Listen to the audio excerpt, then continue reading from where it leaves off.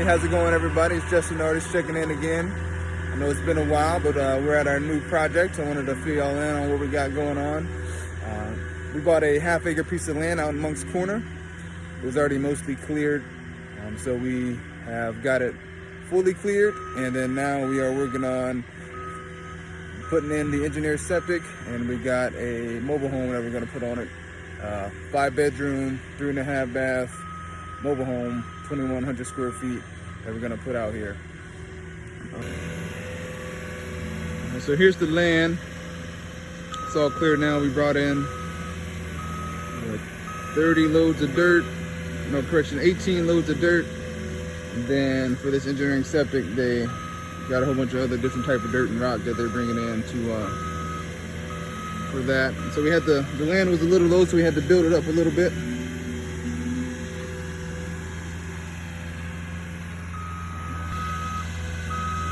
So yeah, I'll show y'all pictures of what it looked like before we bought it, that is. And then once we got done clearing, and then kind of showing you this, so you can see what it looks like once we get this done.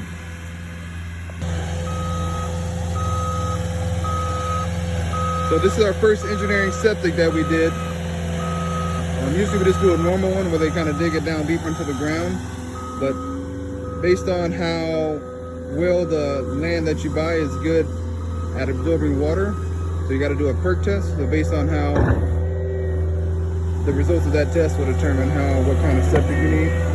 So since this land was a little lower, the water table was a little higher, you have to do this engineering septic where you bring in all this dirt and specific types of dirt and rock for the actual septic. So it's going to stick above the ground like a foot or so, 1.5 feet, and then kind of taper off on the edges. But other than that, it's just like the normal septic. So the good thing about that is the land was a little lower already, so bringing in all this dirt just only helps with that. So by the time we get done, it's probably be about 50 loads of dirt that we brought in here. But that's gonna do good to get the land higher, so it'll be dry, and then we'll be able to bring in the mobile home. So we went and paid for the mobile home a month ago. It's being built right now, and then that's scheduled to be delivered end of February, early March. It's currently January 24th today. So the septic's gonna go in, and then we're gonna see about getting some grass seed and stuff out here, see if we get the grass to go.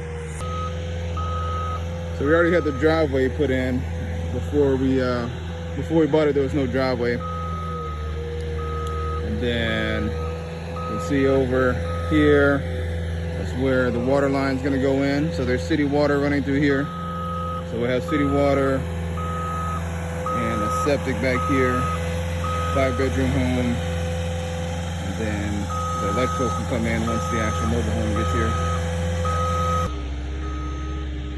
So with bringing in all the dirt, one thing that we want to make sure we do is on this property line, we're going to try and make sure we get a good little ditch that makes a good little V and then goes all the way down.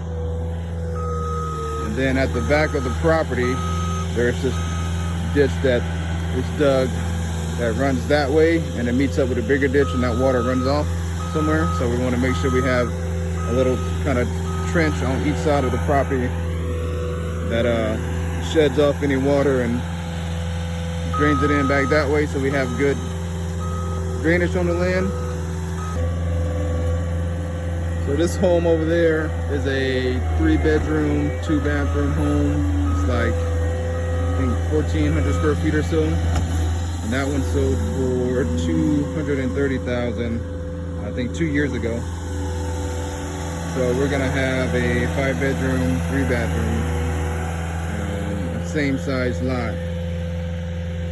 So we're hoping this one is selling around the 3 to 325 range. So with that, we're set to make a pretty good profit, assuming we can get that price. And I can break down all the numbers and how all that works out.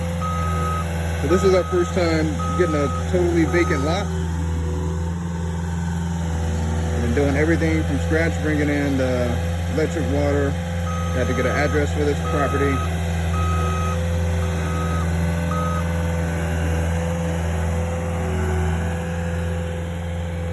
get the sewer system in with the septic.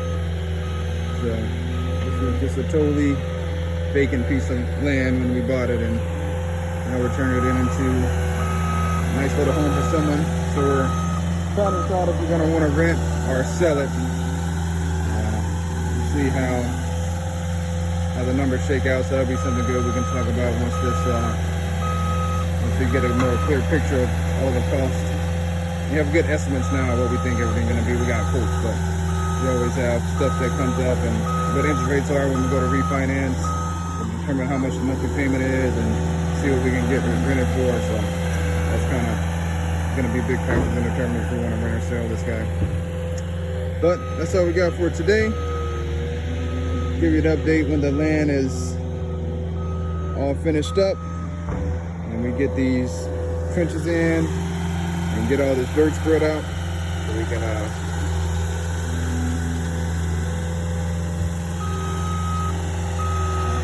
move on to the next step.